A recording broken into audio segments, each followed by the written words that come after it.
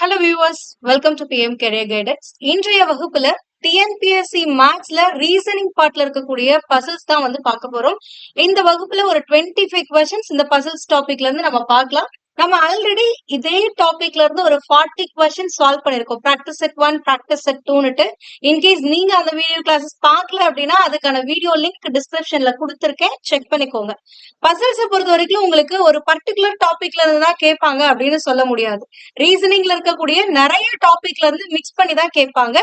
For example வந்து உங்களுக்கு blood ரிலேஷன்ல இருந்து கேட்பாங்க, அதாவது ரத்த உறவுகள் அப்படின்னு சொல்லுவாங்க, அந்த டாபிக்ல இருந்து கேட்பாங்க. அதுக்கு அடுத்தது சீட்டிங் அரேஞ்ச்மெண்ட், அதாவது ஒரு 4 பேர் 5 பேரை கொடுத்துட்டு அவங்க ஒரு டேபிள்ல உட்கார்றாங்க, அவங்களுடைய ஆர்டர் கொடுத்துருவாங்க, எந்த ஆர்டர்ல யாருக்கு அப்புறம் யாரு உட்கார்றாங்கன்னுட்டு. அந்த அரேஞ்ச்மெண்ட் நீங்க பண்ணதுக்கு அப்புறமா நீங்க அதை பார்த்து பதில் சொல்ற மாதிரி இருக்கும், அந்த மாதிரி கேட்கலாம். இல்லைன்னா ரேங்கிங் ரிலேட்டடா, அதாவது தரமறிதல் அப்படின்னு சொல்லி தமிழ்ல சொல்லுவாங்க, அது ரிலேட்டடா வந்து உங்களுக்கு கொஸ்டின்ஸ் கேட்கலாம். இல்ல அப்படின்னா டைரக்ஷன்ஸ்ல இருந்து கேட்கலாம், இல்லைன்னா கோடிங் டிகோடிங்ல இருந்து கேட்கலாம். சோ இந்த மாதிரி பல டாபிக்ஸ்ல இருந்து கேட்பாங்க. நம்ம பர்டிகுலரா ஒரு 4 டாபிக்ஸ்ல தான் பார்த்துட்டு இருக்கோம். Blood relation, seating arrangement, ranking, directions. இதுலதான் வந்து பிராக்டிஸ் செட் 1, பிராக்டிஸ் செட் 2 பார்த்தோம். இன்றைய இதுல வந்து ஒரு 25 கொஸ்டின்ஸ் இது சேம் 4 டாபிக்ஸ்ல இருந்து பார்க்கலாம். ரிமைனிங் இருக்கிறதுலாம் அடுத்து பசில்ஸ் பார்ட் 2 அப்படிங்கிற வீடியோ கிளாஸஸ்ல பார்க்கலாம். ஓகேங்களா? சோ ஃபர்ஸ்ட் என்ன கொஸ்டின் கொடுத்திருக்காங்க அப்படின்னா, ஒரு பிளட் ரிலேஷன் கொஸ்டின் கொடுத்திருக்காங்க. மேடையில் இருந்த ஒருவரை சுட்டிக்காட்டி ரீட்டா அவர் என் கணவரின் மனைவியின் மகளின் சகோதரர் என்றார். மேடையில் இருந்தவர் ரீட்டாவுக்கு என்ன உறவு அப்படின்னு சொல்லி கேக்குறாங்க. இந்த மாதிரி பிளட் ரிலேஷன் கொஸ்டின்ஸ் பசில்ஸ் மாதிரி கொடுத்திருக்காங்க அப்படின்னா நீங்க என்ன பண்ணணும்னா, ஃபர்ஸ்ட் யார் இந்த கொஸ்டின்ல பேசிட்டு இருக்காங்களோ அவங்களா இமேஜின் பண்ணிக்கணும். இந்த இடத்துல யார் பேசுறாங்க? ரீட்டா தான் பேசிட்டு இருக்காங்க. அப்போ நீங்க எல்லாருமே ரீட்டாவா இமேஜின் பண்ணிக்கணும்.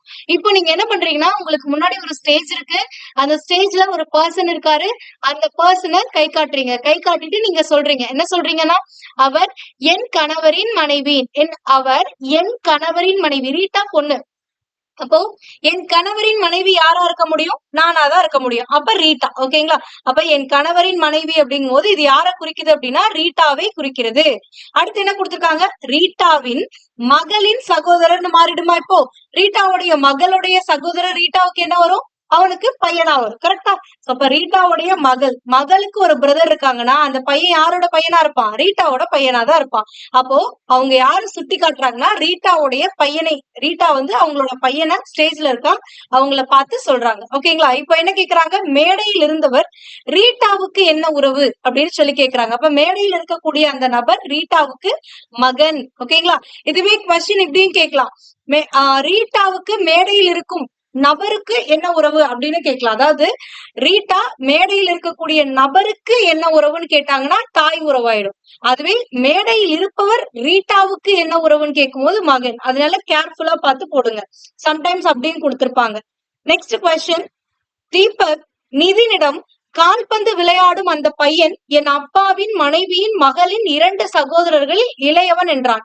கால்பந்து விளையாடும் அந்த பையனுக்கும் தீபக்கிற்கும் என்ன உறவு அப்படின்னு சொல்லி கேக்குறாங்க. இப்ப தீபக் நீங்க தான். சோ தீபக் நிதின் கிட்ட சொல்றாங்க. அப்ப யாரு இங்க பேசுறாங்க? தீபக் தான் பேசுறாங்க. அப்போ நீங்க எல்லாருமே தீபக்கா இமேஜின் பண்ணிக்கோங்க. இப்போ தீபக் என்ன சொல்றான்? கால்பந்து விளையாடும், அவங்களுக்கு முன்னாடி ஃபுட்பால் விளையாண்டுட்டு இருக்காங்க கொஞ்சம் பசங்க, அதுல சொல்றாரு கால்பந்து விளையாடும் அந்த பையன், ஒரு பர்டிகுலர் பையனை காட்டி அந்த பையன் என் அப்பாவின் மனைவி. என் அப்பாவின் மனைவி யாரு? என்னுடைய அம்மா. அப்ப இவங்க யாருன்னா தீபக்குடைய மதர். அப்ப தீபக்கின் அம்மா. ஓகேங்களா? தீபக்கின் அம்மாவின் மகளின் 2 சகோதரர்கள். தீபக்குடைய அம்மாவுடைய மகள் அப்படின்னா தீபக்கு சகோதரின்னு அர்த்தம். அப்ப தீபக்கோட சகோதரிகளுக்கு 2 சகோதரர்களில் இளையவன் அப்படின்னா தீபக்குடைய சகோதரியோட சகோதரன் தீபக்கு என்னதான்? சகோதரன் தான். அப்போ அந்த பையன் யாருன்னா தீபக்குடைய சகோதரன். ஓகேங்களா?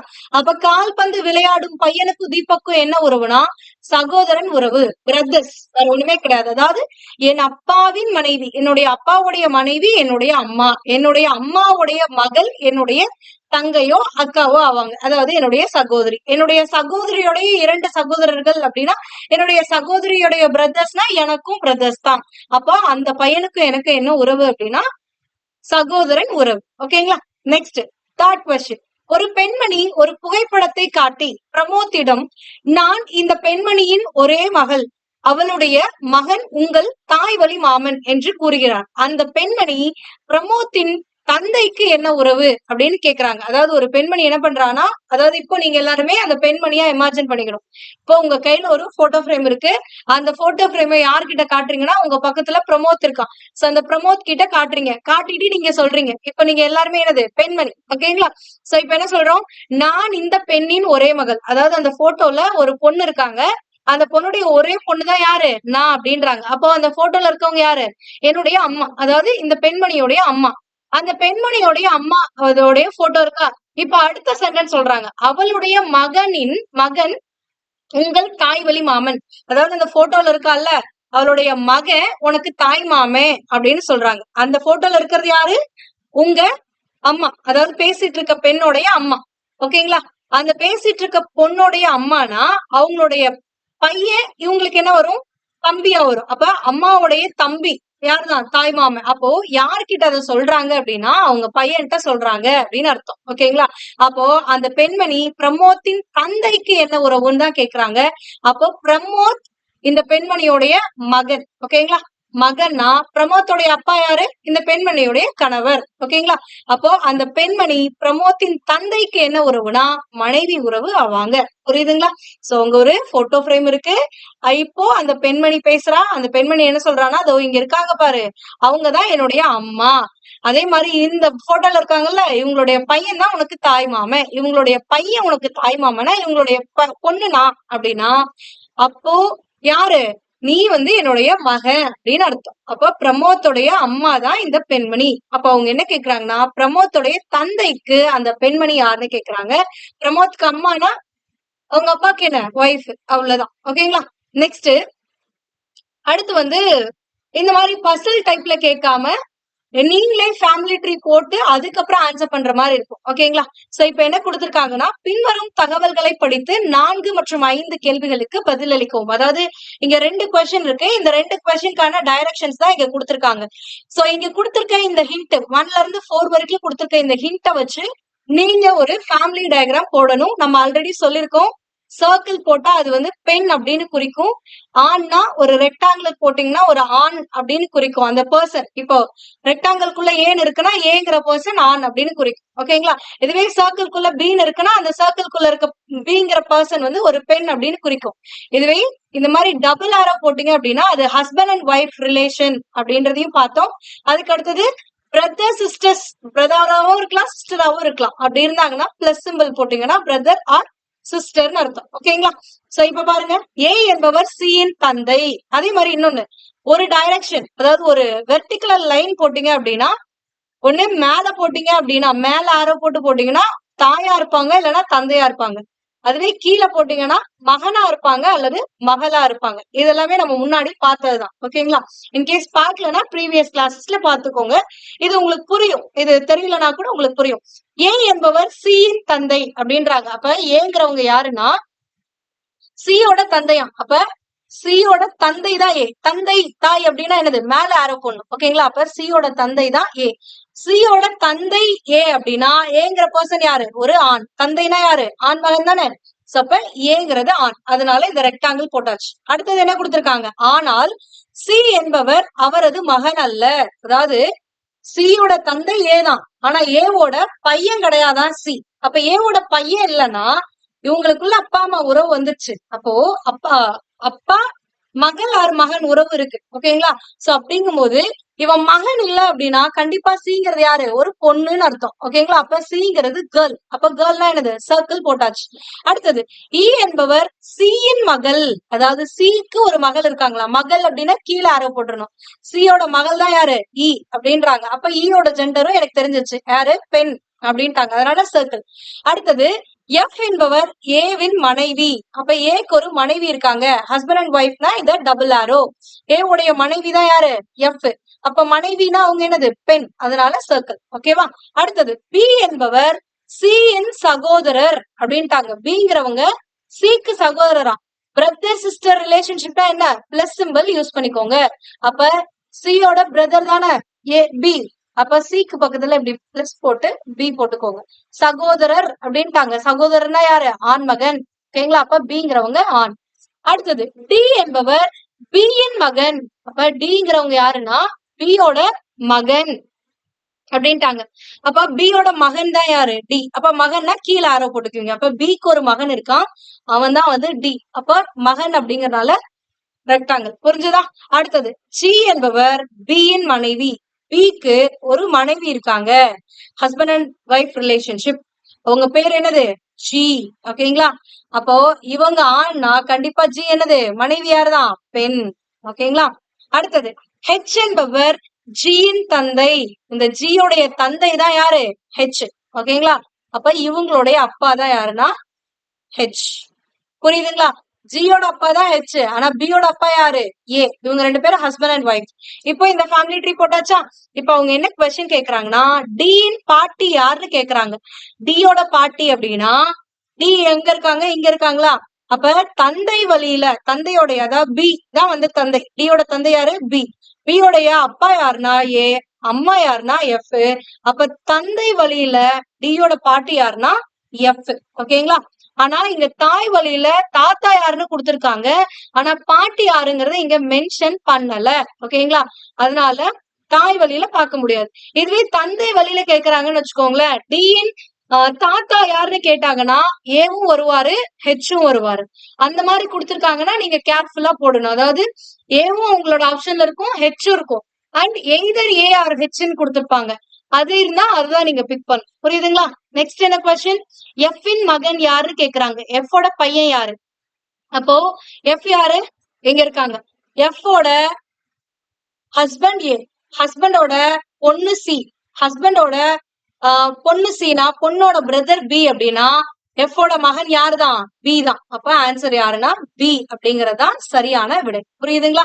சோ இதான். அதே மாதிரி இன்னொரு விஷயம், இவங்க ஹஸ்பண்ட் அண்ட் ரிலேஷன்ஷிப் ஒய்ஃப் ரிலேஷன்ஷிப்ல இருக்காங்கன்னா இவங்களுக்கு பையன், அந்த பொண்ணு அந்த பொண்ணோட பிரதர்னா இவங்களுக்கும் பையனா தான் வரும். ஓகேங்களா? ஏன்னா ஒரே அப்பா அம்மா தானே இருக்க முடியும் பிரதர் சிஸ்டர்ஸ்னா. அதான். அடுத்தது நெக்ஸ்ட், பின்வரும் தகவல்களை படித்து கேள்வி எண் 6 மற்றும் 7ற்கு பதிலளிக்கவும் அப்படின்றாங்க. இங்க 2 கொஸ்டின் இருக்கு, 6 and 7. இந்த 6 and 7க்கு ஆன்சர் பண்ணணும் அப்படின்னா நீங்க ஃபர்ஸ்ட் என்ன பண்ணா இங்க கொடுத்திருக்கக்கூடிய டைரக்ஷனை படிச்சுட்டு நீங்க இதுக்கான ஃபேமிலி டயக்ராம் போடணும். இப்ப என்ன சொல்றாங்கன்னா ஒரு குடும்பத்துல 6 உறுப்பினர்கள் இருக்காங்க. ஏ பி சி டி இ எஃப்னா 6 பேர் இருக்காங்க. இவங்க 6 பேர் என்ன பண்றாங்கன்னா ஒன்றாக பயணம் செய்கிறார்கள். எங்கேயோ ஒரு ட்ரிப் போறாங்க, டிராவல் பண்றாங்க. இதுல அவங்க என்ன சொல்லிருக்காங்கன்னா பி என்பவர் சியின் மகன். பிங்கிறவங்க சியோட பையனா. அப்ப சியோட பையன் தான் யாரு? பி. அப்ப இது இப்படி போடலாமா? சியோட பையன். பையங்கிறதுனால கீழே ஆரோ போடுறோம். பையன் சொல்லிட்டாங்க. அப்ப பியோட ஜெண்டர் யாருன்னு, ஜெண்டர் என்னன்னா மேல். ஓகேங்களா? அடுத்தது, ஆனால் சி என்பவர் பியின் தாய் அல்ல. பியோட தாய் கிடையாதான் சி. அப்ப ஏதோ ஒரு உறவு வந்துருச்சு. அதாவது இவங்களோட பையன்ட்டாங்க. பையனா ஒண்ணு அப்பாவுக்கு பையனா இருக்கலாம், ஆனா அம்மாவுக்கும் பையன் தானே சொல்லுவோம். அப்படிங்கும் போது இந்த பியோட தாய்ங்கிறவங்க சி கிடையாதுட்டாங்கன்னா அப்ப கண்டிப்பா இவங்க யாரு? தந்தை அப்படின்னு அர்த்தம். அப்பதானே இவங்க 2 பேருக்கு அந்த பையங்கிற ரிலேஷன்ஷிப் வரும். ஓகேங்களா? அந்த பேரண்ட்ங்கிற ரிலேஷன்ஷிப் வரும். அப்போ சி என்பவர் பி தாய் அல்ல அப்படின்னா பியோடைய தந்தை ஆவார். ஏ மற்றும் சி என்பவர் திருமணமான தம்பதிகள். அப்ப ஏவும் சியும் திருமணமான தம்பதிகள் அப்படின்னா ஹஸ்பண்ட் அண்ட் ஒய்ஃப்னா இப்படி டபுள் ஆர போட்டு போடுவீங்க.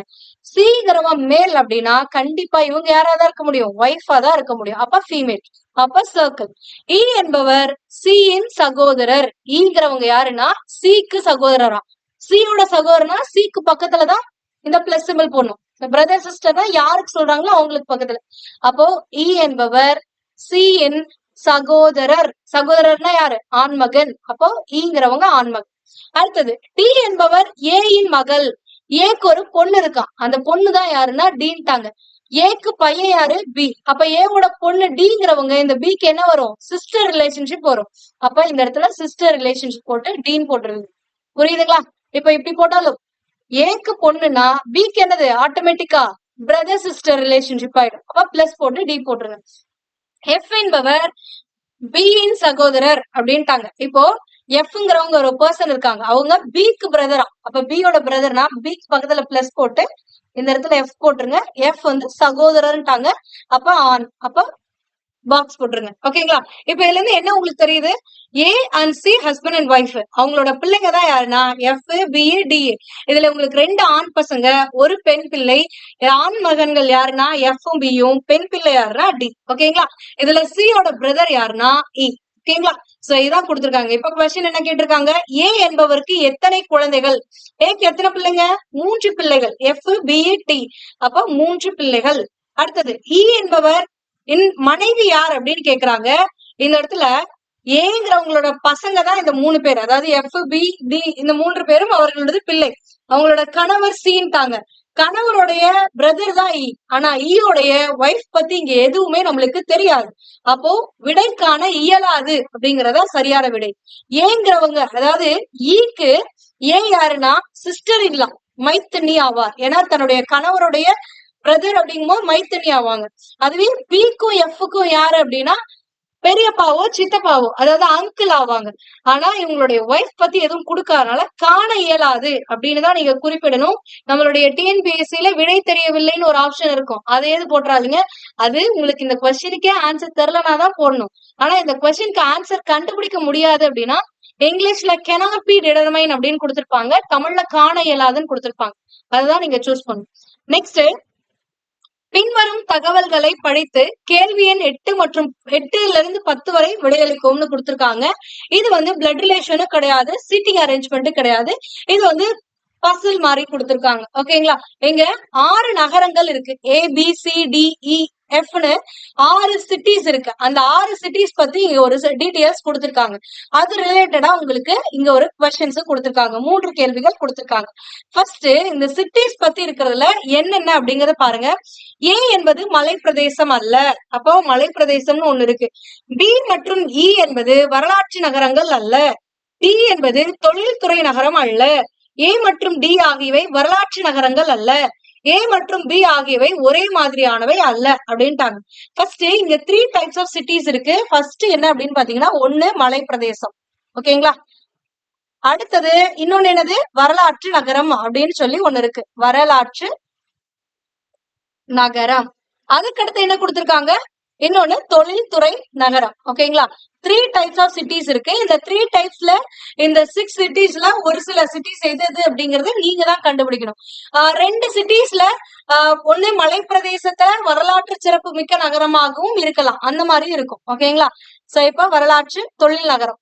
இப்போ இவங்க சொல்லிருக்கிறது படி எதெல்லாம் நோவோ அதெல்லாம் இந்த சைடு எழுதிக்கோங்க. அப்ப எஸ்ங்கிறத இங்க போட்டுடலாம். ஓகேங்களா? சோ இப்போ ஏ என்பது மலை பிரதேசம் அல்ல அப்படின்னா இந்த மலை பிரதேசத்துக்கு நேரா ஏ வரக்கூடாது. அதனால நான் நோல போட்டேன். பி மற்றும் இ என்பவை வரலாற்று நகரங்கள் அல்ல. வரலாற்று நகரம் அல்ல அப்படின்ட்டாங்க. அப்ப வரலாற்று நகரத்துல பியும் ஈயும் வரக்கூடாது. ஓகேங்களா? நெக்ஸ்ட் டி என்பது தொழில் நகரம் அல்ல. டி வந்து தொழில் நகரம் கிடையாது. அப்ப இந்த லைன்ல வந்து உங்களுக்கு எது வரக்கூடாது? டி இங்க வரக்கூடாது. ஓகேங்களா? சோ நெக்ஸ்ட் என்ன கொடுத்திருக்காங்க? ஏ மற்றும் டி வரலாற்று நகரங்கள் அல்ல. அப்ப வரலாற்று நகரத்துல ஏவும் வரக்கூடாது, டியும் வரக்கூடாது அப்படின்ட்டாங்க. அடுத்தது ஏ மற்றும் பி ஆகியவை ஒரே மாதிரியானது அல்ல அப்படின்ட்டாங்க. இது நம்ம அடுத்து பாத்துக்கலாம். இப்ப என்ன சொல்றாங்கன்னா, மலைப்பிரதேசம் ஏ வந்து மலைப்பிரதேசமும் கிடையாது, வரலாற்று நகரமும் கிடையாது அப்படின்னா கண்டிப்பா ஏங்கிறது என்னவாதான் இருக்கும்? ஒரு தொழில் நகரமா தான் இருக்கும். அப்ப இங்க போட்டுருணும். ஓகேங்களா? அடுத்தது 6வது ஹிண்ட் படி என்ன சொல்லிருக்காங்க? ஏ மற்றும் பி ஆகியவை ஒரே மாதிரியானவை அல்ல. அப்போ ஏ தொழில் நகரம்னா பி வந்து இந்த தொழில் நகரத்துல வரக்கூடாது அப்படிங்கறத மென்ஷன் பண்றாங்க. அப்ப பிங்கிறது வரலாற்று நகரமும் கிடையாது, தொழில் நகரத்திலயும் வரக்கூடாதுன்னா கண்டிப்பா பிங்கிறது என்னது? ஒரு மலை பிரதேசம். அப்ப பிக்கு நேரா மலை பிரதேசத்துக்கு நேரா பிங்கிறத போட்டுருங்க. இப்ப அடுத்து என்ன கொடுத்திருக்காங்கன்னா, இங்க பாருங்க வரலாற்று நகரத்துக்கு நேரா என்ன வராது? ஏ வராது, பி வராது, இ வராது, டி வராதுன்னா மீதி இருக்க 2 நகரங்கள் இது சியும் எஃப் தான். அப்ப சிஎஃப் வந்து கண்டிப்பா வரலாற்று நகரமாகத்தான் இருக்க முடியும். ஓகேவா? அடுத்தது இதுல பாருங்க. இப்ப மலை பிரதேசம் எதெல்லாம் அப்படின்னு பாக்கணும். மலை பிரதேசத்தை பொறுத்த வரைக்கும் இப்போ ஏங்கிறது வராது அப்படின்றது உங்களுக்கு டெஃபினட்டா தெரியும். அப்ப பி வர முடியுமா அப்படின்னா இங்க பி வந்து மலை பிரதேசம் அல்ல அப்படின்னு சொல்லி எங்கேயுமே கொடுக்கல. அப்போ பிங்கிறது மலை பிரதேசம் வரலாம். அடுத்தது சிங்கிறதும் என்ன பண்ணலாம் அப்படின்னா மலை பிரதேசமாக வரலாம். ஏன்னா இங்க நோங்கிறது ஏ மட்டும்தான் நோ. அப்ப மீதி எல்லாமே இங்க வரும். சி வரும், டி வரும், இ வரும், எஃப் வரும். அடுத்தது எங்க தொழில் நகரத்துல டியும் பியும் வராதுன்னா சி வரலாம், அடுத்தது இ வரலாம், அதுக்கு அடுத்தது எஃப் வந்து வரலாம் அப்படின்னு அர்த்தம். ஏன்னா எக்ஸாக்டா வரக்கூடாதுங்கிறது மட்டும்தான் நீங்க வச்சு மத்ததெல்லாம் வரும் அப்படிங்கறத சொல்லிடலாம். ஓகேங்களா?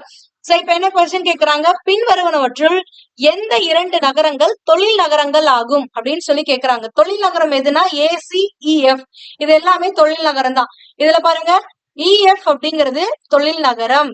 ஆனா அப்போ ஆப்ஷன் ஏ தான் வந்து சரியான விடை. ஏ மற்றும் பின்றாங்க, பி கண்டிப்பா என்ன கிடையாது, தொழில் நகரம் கிடையாது. அப்ப ஆப்ஷன் பி வராது. சி மற்றும் டிங்கிறாங்க, டி என்னது, தொழில் நகரம் கிடையாது. அப்ப இதுவும் வராது. பி மற்றும் எஃப் வந்து தொழில் நகரமா அப்படின்னு கேட்டா பி தொழில் நகரம் கிடையாது. அப்ப ஆப்ஷன் பி சிடி வராது. இ அண்ட் எஃப் வந்து தொழில் நகரம் தான். அப்ப ஆன்சர் ஆப்ஷன் ஏ. அடுத்தது என்ன கொடுத்திருக்காங்க, which of the 2 cities are historical places அப்படின்னு கேட்டிருக்காங்க. அதாவது எந்த 2 நகரங்கள் வரலாற்று நகரம்னு கேட்டிருக்காங்க. வரலாற்று நகரம் அப்படிங்கிறது சி மற்றும் எஃப் தான். அப்ப எந்த ஆப்ஷன், ஆப்ஷன் சி தான் வந்து சரியான விடை. சி மற்றும் எஃப். ஏன்னா ஏ கிடையாது, அப்ப ஆப்ஷன் ஏ வராது. பியும் கிடையாது, ஆப்ஷன் பியும் வராது. இயும் கிடையாது, அப்ப ஆப்ஷன் டியும் வராது. ஓகேங்களா. நெக்ஸ்ட் என்ன கேட்டிருக்காங்க, பின் வருவனவற்றுள் எது மலை பிரதேசம் மற்றும் தொழில் நகரம் ஆனால் வரலாற்று நகரம் அல்ல அப்படின்றாங்க. ஓகேங்களா. அப்ப மலை பிரதேசமாவும் இருக்கணும், தொழில் நகரமாவும் இருக்கணும், ஆனா வரலாற்று நகரமா இருக்கக்கூடாது அப்படின்னா இதுல சியும் எஃப்பும் வரலாற்று நகரம். அப்ப இந்த ரெண்டும் வராது. அடுத்தது மலை பிரதேசமாவும் இருக்கணும், தொழில் நகரமாவும் இருக்கணும் அப்படின்னா இப்போ இதுல டி வந்து தொழில் நகரம் கிடையாது. அப்ப இதுவும் வராது. பிங்கிறது தொழில் நகரம் கிடையாது, அதுவும் வராது. அப்ப இ மட்டும்தான் மலை பிரதேசத்திலயும் இருக்கு, தொழில் நகரத்திலயும் இருக்கு, ஆனா வரலாற்று நகரத்துல இல்ல. அப்போ ஈங்கிறது தான் மலை பிரதேசம் மற்றும் தொழில் நகரம், ஆனால் வரலாற்று நகரம் அல்ல. அப்போ ஈங்கிறது தான் சரியான விடை. ஈங்கிறது ஆப்ஷன் இ கிடையாது, ஆன்சர் இ. ஓகேங்களா. சோ ஆப்ஷன் ஏ தான் வந்து சரியான விடை. புரியுதா. அடுத்தது என்ன கொடுத்திருக்காங்க, பின்வரும் தகவல்களை படித்து 11 மற்றும் 12 வினாக்களுக்கு விடையளிக்கவும் அப்படின்றாங்க. இதுல ABCDEFG மற்றும் H ஆகிய 8 நண்பர்கள், 8 பேர் இருக்காங்க. மையத்தை நோக்கி ஒரு வட்டத்தில் அமர்ந்துள்ளனர். அதாவது ஒரு வட்ட வடிவில் இருக்கு. இந்த வட்டத்துல மையத்தை நோக்கி அமர்ந்திருக்கிறாங்க அப்படின்னா எல்லாருமே இப்படி உட்கார்ந்துருக்காங்க. 8 நபர்கள் இருக்காங்களா. அப்ப 8 பேருக்கும் 8 பிளேசஸ் அலாட் பண்ணிக்கோங்க. ஃபர்ஸ்ட் எடுத்த உடனே 4, அடுத்தது 5, அடுத்தது 6, அடுத்தது 7, அடுத்தது 8. ஓகேங்களா. 8 பிளேசஸ் அலாட் பண்ணிட்டு அண்ட் இந்த 8 பேருடைய ரைட் சைடு எது, லெஃப்ட் சைடு எதுங்கிறதையும் நீங்க பிக்ஸ் பண்ணிக்கணும். மையத்தை நோக்கி இருக்காங்க அப்படின்னா இப்போ ஒரு நபர் இந்த மாதிரி மையத்தை நோக்கி இருக்கிறார்னா அப்போ இவருடைய ரைட் சைடு இந்த டைரக்ஷனா இருக்கும், இவருடைய லெஃப்ட் சைடு இதுவா இருக்கும். கரெக்டா. ஏன்னா நீங்க இப்படி ஒரு சர்க்கிள்ல இந்த டைரக்ஷன்ல உள்ள நோக்கி உட்கார்ந்து இருக்கீங்கன்னா உங்களோட ரைட் ஹேண்ட் பாருங்க இந்த டைரக்ஷன்ல இருக்கும். அதாவது ஆன்டி கிளாக் வைஸ் டைரக்ஷன் சொல்லுவாங்க. இப்படி சுத்துறது வந்து ஆன்டி கிளாக் வைஸ். அப்ப இப்படி இருக்கு, இப்படி இருக்கா, அப்ப இது ஆன்டி கிளாக் வைஸ் டைரக்ஷன். அதுவே இப்படி இருக்கிறது வந்து என்னது, இப்படி போகுதுன்னா என்ன அர்த்தம், இப்படின்னா இப்படி கிளாக் வைஸ்ல போகுதுன்னு அர்த்தம். அப்ப இது வந்து கிளாக் வைஸ் டைரக்ஷன். அப்போ கிளாக் வைஸ்ல பாத்தீங்கன்னா உங்களுடைய லெஃப்ட், ஆன்டி கிளாக் வைஸ் டைரக்ஷன்ல பாத்தீங்கன்னா அது உங்களுடைய ரைட் சைடு ஆகும். ஓகேவா. சோ இப்ப என்ன சொல்றாங்க, பி என்பவர் ஜி மற்றும் டிக்கு இடையில் அமர்ந்துள்ளார்.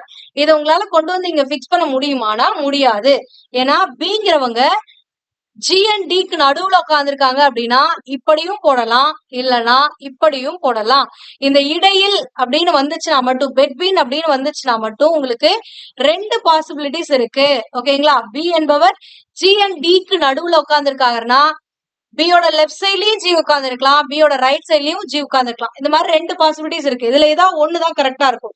அப்ப மத்த ஹிண்ட்ஸ வச்சுதான் இதை நம்மளால பிக்ஸ் பண்ண முடியும். அடுத்து என்ன சொல்லிருக்காங்கன்னா ஹெச் கமா பிக்கு இடதுபுறத்தில் 3வது இடத்திலும், ஹெச்ங்கிறவங்க பியோட லெஃப்ட் சைட்ல 3வது இடத்துல உட்கார்ந்துருக்காங்களாம்.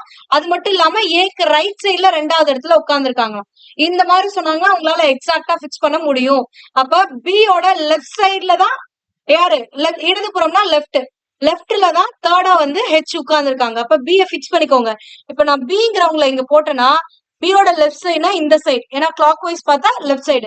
லெஃப்ட் சைடுல first place, second place, third பிளேஸ்ல யார் உட்கார்ந்து இருப்பா, ஹெச் உட்கார்ந்து இருக்காங்க அப்படின்னு அர்த்தம். ஓகேங்களா.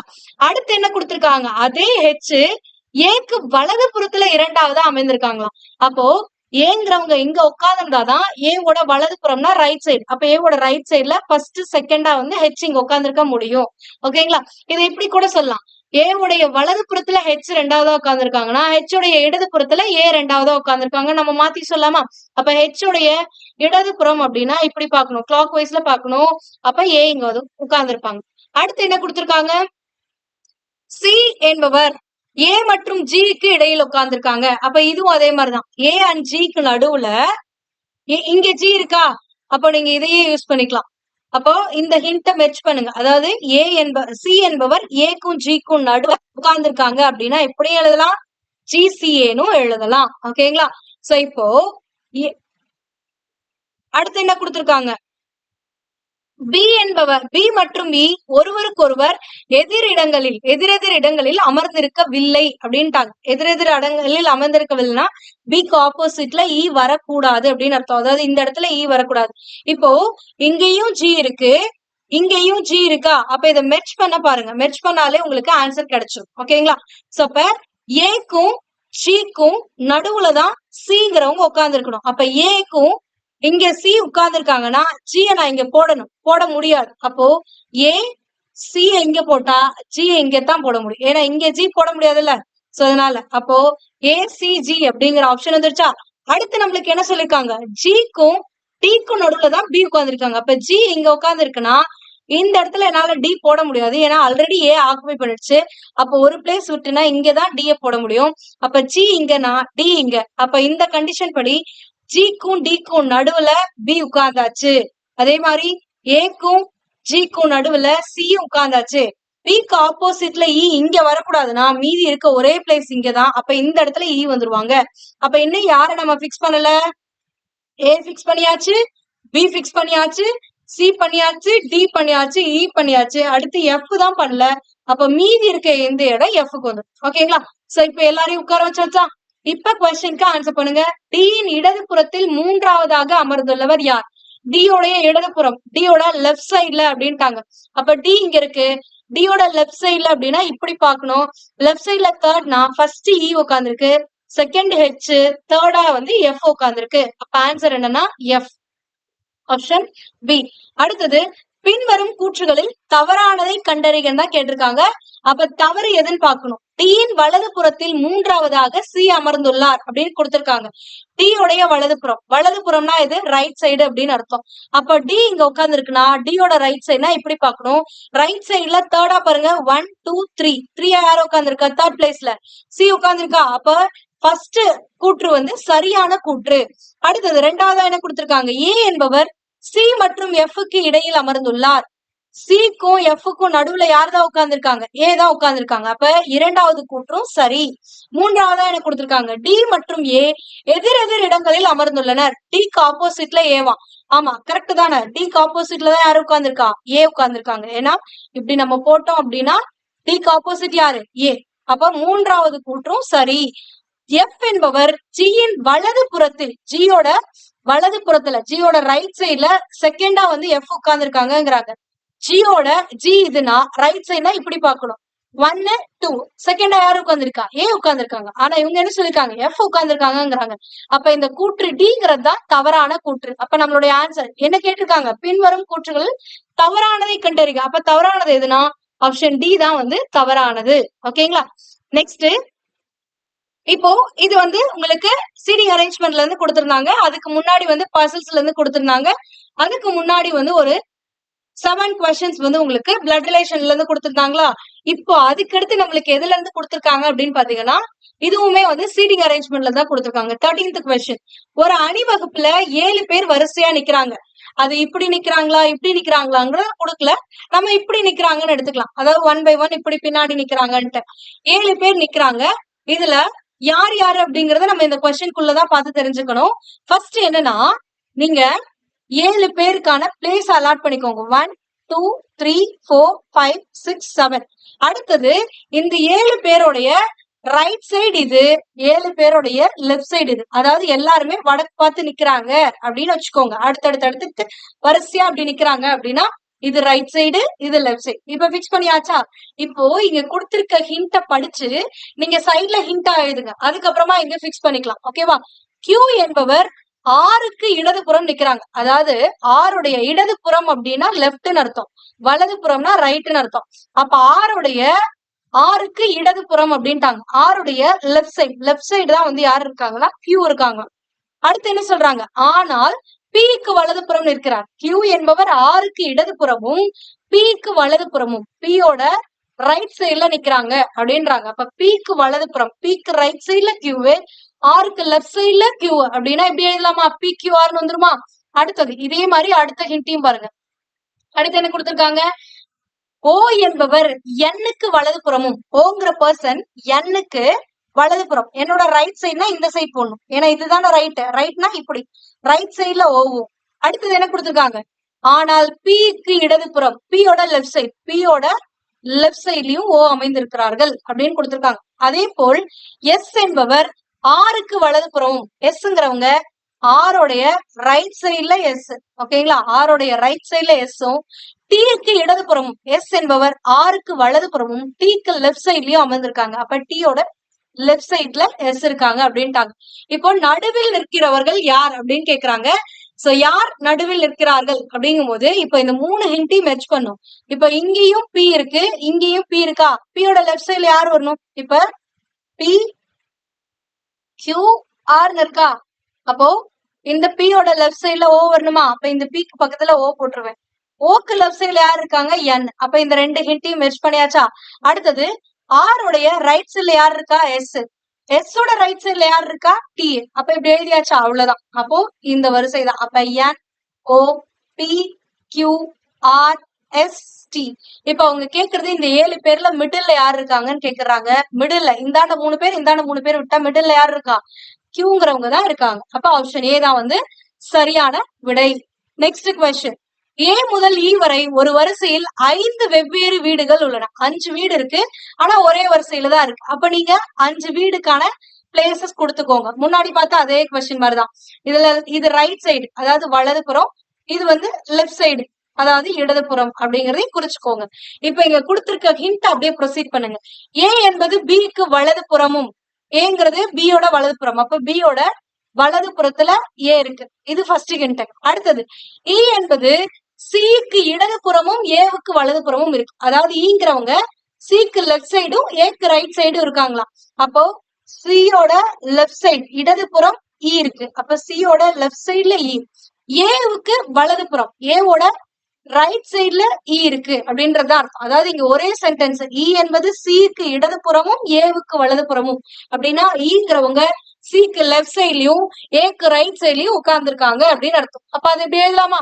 அடுத்தது பி என்பது டிக்கு வலதுபுறம் இருக்கு அப்படின்ட்டாங்க, டியோட வலதுபுறத்துல பி உட்கார்ந்துருக்காங்க அப்படின்ட்டாங்க. இப்போ நடுவுல எந்த வீடு இருக்குன்னு கேக்குறாங்க. இப்போ இங்கேயும் ஏ இருக்கு, இங்கேயும் ஏ இருக்கா, ஏவோட ரைட் சைட்ல யார் இருக்கா, இ இருக்காங்களா, அப்ப பி ஏ, ஏவோட ரைட் சைட்ல இ, அப்ப இந்த 2 ஹிண்ட் முடிஞ்சா. இப்ப இங்கேயும் இ இருக்கு, இதுலயும் இருக்கா, ஈயோட ரைட் சைட்ல யாரும் உட்காந்துருக்கா, சியா, அப்ப ஈயோட ரைட் சைட்ல சி போட்டாச்சு. அடுத்தது பியோட லெஃப்ட் சைட்ல யார் இருக்கா, பி இருக்கா, அப்ப பியோட லெஃப்ட் சைட்ல டி போட்டாச்சா. சோ இப்போ ஒரே வரிசையில வந்துட்டாங்களா, அப்ப அப்படியே எடுத்து எழுதிக்கோங்க, D B A E C. அப்ப மிடில்ல யார் இருக்காங்க, ஏங்கிறவங்க மிடில்ல இருக்காங்க. அப்ப இந்த கொஸ்டினுக்கான ஆன்சர் எது, எந்த வீடு நடுவில் உள்ளதுன்னா ஏங்கிற வீடு தான் நடுவில் உள்ளது. ஆப்ஷன் பி தான் வந்து ஆன்சர். ஓகேங்களா. நெக்ஸ்ட் இப்போ இது வரைக்கும் என்ன பார்த்தாச்சு, சீட்டிங் அரேஞ்ச்மெண்ட் பார்த்தாச்சு, அடுத்தது பிளட் ரிலேஷன் பார்த்தாச்சு, பசில்ஸ் பார்த்தாச்சா. அடுத்தது உங்களுக்கு டைரக்ஷன்ஸ்ல இருந்து கொஸ்டின்ஸ் கொடுத்திருக்காங்க. ஃபர்ஸ்ட் கொஸ்டின் பாருங்க, I am facing east, I turn 100 degree in the clockwise direction, then 145 degree in the anti-clockwise direction, which direction am I facing அப்படின்றாங்க. அதாவது இப்போ இப்படி இருக்குன்னு வச்சுக்கோங்களேன், இதுல இது நார்த் போல், இது சவுத்து, இது ஈஸ்ட், இது வெஸ்ட். இப்ப என்ன சொல்றாங்க அப்படின்னா, நான் வந்து எந்த திசையை நோக்கி இருக்கேன்னா கிழக்கு திசை நோக்கி இருக்கேன், அதாவது இந்த திசையை நோக்கி இருக்கேன். இப்படி இருக்கும் பொழுது கடிகார திசையில 100 டிகிரி திரும்புறேன் அப்படின்ட்டாங்க. கடிகார திசைனா இப்படி இருக்கிறதா கடிகார திசை. அப்ப இங்க இருந்து ஒரு 100 டிகிரி, ஆனா ஈஸ்டுக்கும் சவுத்துக்கும் இருக்கக்கூடிய ஆங்கிள் எவ்வளவுன்னா 90 டிகிரி. ஏன்னா ஒவ்வொரு இது 90 டிகிரி, இது 90 டிகிரி, இது 90 டிகிரி அண்ட் இது 90 டிகிரி. ஓகேங்களா. சோ அப்ப கடிகார திசையில 100 டிகிரி திரும்புறேன் அப்படின்னா இங்க இருந்து இப்படி நிக்கிற நானு, இங்க இருந்து சவுத்துக்கு வந்தானா 90 டிகிரி தான், ஆனா 100 டிகிரி அப்படிங்கும் போது இங்க இருந்து கொஞ்சம் இங்க வரைக்கும் வருவேன். கரெக்டா. சோ அப்ப இது வரைக்கும், அதாவது இந்த கேப் வந்து ஒரு 10 டிகிரி, இங்க ஒரு 90, இங்க ஒரு 10, அப்ப மொத்தமா 100 டிகிரிங்கிறது வந்துருச்சு. அப்போ 100 டிகிரி திரும்பும் போது நான் எந்த டைரக்ஷன்ல இருக்கேன் அப்படின்னா சவுத் வெஸ்ட்ல இருக்கேன், அதாவது தென்மேற்கு திசையில இருக்கேன். ஓகேங்களா, இது ஃபர்ஸ்ட். அடுத்து என்ன சொல்றேன், இப்போ இங்க இருந்து, அதாவது நான் தென்மேற்கு திசையில நின்னுட்டு இருக்கேன், எதிர்கடிகார திசையில 145 டிகிரி திரும்புறேன் அப்படின்னா இங்க இருந்து மறுபடி எதிர் கிளாக் வைஸ் ஆன்டி கிளாக் வைஸ்னா இப்படி போகணும். அப்ப இங்க இருந்து இந்த டைரக்ஷன்ல 145 போகணும். அப்ப இங்க இருந்து நான் கிழக்குக்கே போனேன்னா 100 போயிருவேன். அது மட்டும் இல்லாம ஒரு 45 போகணும்னா இங்க இருந்து இப்படி போகணும். கரெக்டா? சோ இங்க ஒரு 45 டிகிரி. ஏன்னா இங்க இருந்து கிழக்கு வந்தாலே நான் 100 டிகிரி வந்துருவேன். அது இல்லாம ஒரு 45 போது 145. அப்ப மொத்தமா 145 டிகிரி நான் வரேன்னா எந்த டைரக்ஷன்ல இருப்பேன்னா நார்த்துக்கும் ஈஸ்டுக்கும் நடுவுல இருப்பேன். நார்த்துக்கும் ஈஸ்டுக்கும் நடுவுல அப்படின்னா நார்த் ஈஸ்ட்னு அர்த்தம். நார்த் ஈஸ்ட்னா தமிழ்ல என்னது, வடகிழக்கு அப்படின்னு அர்த்தம். அப்ப ஆன்சர் எதுனா வடகிழக்கு. புரியுதுங்களா? நெக்ஸ்ட், ஒரு மனிதர் தனது வீட்டிலிருந்து அலுவலகத்திற்கு செல்கிறார். அவர் கிழக்கு நோக்கி நடந்து செல்கிறார். அதாவது ஒரு பர்சன் இருக்காங்க, அவங்களுடைய வீடு இங்க இருக்குன்னு வச்சுக்கோங்க. ஸ்டார்டிங் பாயிண்ட் தான் அவருடைய வீடு. ஓகேங்களா, ஸ்டார்டிங் பாயிண்ட் தான் அவருடைய ஹவுஸ். இப்ப என்ன சொல்றாங்கன்னா அவரு கிழக்கு நோக்கி நடந்து செல்கிறார். இங்க இருந்து கிழக்கு அப்படின்னா இது கிழக்கு, இது நார்த், இது சவுத், இது வெஸ்ட். ஓகேங்களா, அப்ப கிழக்கு நோக்கி நடக்கிறார். நடக்கும் பொழுது 20 மீட்டர் தூரம் நடந்த பிறகு 20 மீட்டர் நடந்ததுக்கு அப்புறமா என்ன பண்றாருன்னா அவரு தெற்கு நோக்கி திரும்பி ஒரு 10 மீட்டர் நடக்கிறார். அதாவது அவர் ஸ்டார்ட் பண்ணும்போது கிழக்கு திசை நோக்கி போறாரு. இந்த கிழக்கு திசை நோக்கி எவ்வளவு தூரம் போறாருன்னா 20 மீட்டர் போறாரு. 20 மீட்டர் போயிட்டு தான் தெற்கு நோக்கி திரும்புறாரு. அப்ப தெற்கு நோக்கி எவ்வளவு நடக்கிறாருன்னா 10 மீட்டர். அப்ப இங்க இருந்து தெற்கு நோக்கி அப்படின்னா இங்க வராரு. அப்போ ஒரு 10 மீட்டர் நடக்கிறார். அதுக்கப்புறம் என்ன பண்றாருன்னா அவர் மேற்கு நோக்கி 35 மீட்டர் நடக்கிறார். இப்ப இந்த புள்ளியில இருந்து ஒரு 35 மீட்டர் நடக்கிறார். இது 20னா இதை விட கொஞ்சம் நல்லா தள்ளி போகணும். அப்ப இங்க இருந்து ஒரு 35 மீட்டர் இவர் மேற்கு நோக்கி போறார். அடுத்து என்ன சொல்றாங்க, மேலும் வடக்கு நோக்கி 5 மீட்டர் நடக்கிறார். இங்க இருந்து ஒரு 5 மீட்டர் வடக்கு நோக்கி நடக்கிறார். ஓகேங்களா, 5 மீட்டர் நடந்துட்டா. இப்ப என்ன பண்றாருன்னா பின்னர் அவர் கிழக்கு நோக்கி 15 மீட்டர் நடக்கிறான்ட்டாங்க. அதாவது இந்த புள்ளியில இருந்து 15னா இப்ப நல்லா யோசிச்சு பாருங்களேன். இதுல இந்த 35ங்கிறதுல இங்க இருந்து இது வரைக்கும் 20னா அதே மாதிரி இந்த இது 20ன்னு அர்த்தம். இது எவ்வளவு இருக்கும் அப்ப 15ன்னு அர்த்தம். அப்பதான் மொத்தமா 35 வருமா. அப்ப இந்த பாயிண்ட்ல இருந்து 15னா கரெக்டா இந்த ஸ்டார்டிங் பாயிண்டோட லைன் ஆஃப் ஆக்ஷன் கரெக்டா இருக்கணும். அப்போ கரெக்டா இங்க 15 மீட்டரு கிழக்கு நோக்கி நடக்கிறாரா. அப்ப இதுவும் சமமா இருக்கணும். ஸ்டார்டிங் பாயிண்ட் கரெக்டா இந்த பாயிண்ட்டுக்கு நேரா வரும். ஓகேங்களா, இப்ப என்ன சொல்றாருன்னா அவர் ஆரம்ப புள்ளியிலிருந்து இறுதி நிலைக்கு இடையே உள்ள குறுகிய தூரம் என்னன்னு கேக்குறாங்க. ஸ்டார்டிங் பாயிண்ட் இது, எண்டிங் பாயிண்ட் இது. அப்போ இங்க இருந்து இது வரைக்கும் இருக்கக்கூடிய டிஸ்டன்ஸ் தான் அந்த குறுகிய தூரம் அப்படிங்கிறது. ஒட்டு மொத்தமா இது எவ்வளோ 10. இதுல இருந்து இது வரைக்கும் 5னா, அதாவது இந்த ப்ரொஜெக்ஷன் இது வரைக்கும் 5னா இந்த இது என்னவா இருக்கும் 5ஆதான் இருக்கும். அப்ப இந்த இடைப்பட்ட தொலைவானது எவ்வளவு அப்படின்னா 5 மீட்டர். அதாவது இந்த பகுதி மட்டும் எவ்வளவு 5. அப்பதான் இங்க இருந்து இது 5னா இது 5, அப்ப மொத்தம் 10 அப்படின்னு சொல்லி இந்த இதுக்கு வரும். அப்ப ப்ரொஜெக்ஷன்ல பாக்கணும். அப்ப குறுகிய தூரம் எவ்வளவுனா 5 மீட்டர். ஓகேங்களா, நெக்ஸ்ட் கொஸ்டின், 17வது கொஸ்டின். ராதா தென்கிழக்கு நோக்கி 7 கிலோமீட்டர் தூரம் நகர்ந்து பின்னர் மேற்கு நோக்கி 14 கிலோமீட்டர் தூரம் பயணிக்கிறார். இங்கிருந்து அவர் வடமேற்கு நோக்கி 7 மீட்டர் தூரம் நகர்ந்து இறுதியாக கிழக்கு நோக்கி 4 மீட்டர் தூரம் நகர்ந்து அந்த இடத்தில் நிற்கிறார். அவர் நின்ற இடத்திலிருந்து தொடக்க புள்ளி எவ்வளவு தூரம் அப்படின்னு சொல்லி கேக்குறாங்க. சோ இப்ப ராதான்னு ஒரு பர்சன் இருக்காங்க. அந்த பர்சனுடைய ஸ்டார்டிங் பாயிண்ட் இதுன்னு வச்சுக்கோங்களேன். இதுதான் ஸ்டார்டிங் பாயிண்ட். ஸ்டார்டிங் பாயிண்ட்ல இருந்து தென்கிழக்கு நோக்கி அப்படின்றாங்க. தென்கிழக்கு அப்படின்னா இப்ப இது பிளஸ் சிம்பிள் இருக்குன்னா வச்சுக்கோங்களேன், இது ஈஸ்ட், அதாவது இது ஈஸ்ட், இது சவுத், இது நார்த், இது வெஸ்ட். தென்கிழக்குனா இது இந்த டைரக்ஷன். அப்ப இந்த புள்ளியில இருந்து இப்படி ஒரு 7 கிலோமீட்டர் நடக்கிறாங்க. ஓகேங்களா, நல்லா லென்த்தாவே போட்டுக்கோங்க. இது 7 கிலோமீட்டர். இப்போ இந்த புள்ளிக்கு வந்துட்டாங்க. இப்ப இந்த புள்ளியில இருந்து மேற்கு நோக்கி அப்படின்ட்டாங்க.